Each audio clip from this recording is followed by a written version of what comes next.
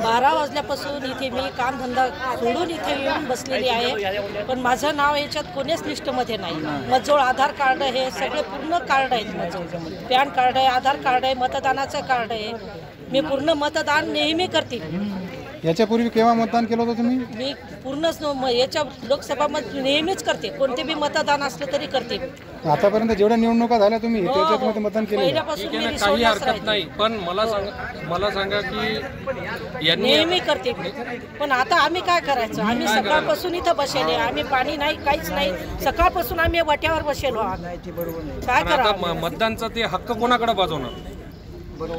ठीक आहे, भेटते ठीक आहे ना, उनको बात हो एक लो ना समजा मतदान केलं नाही लोकसभेमध्ये, आता काही जण असतात जे काही कारणास्तव लोकसभेत मतदान करू शकत नाही, पण याचा अर्थ असं नाही की ते जिवंत नाही।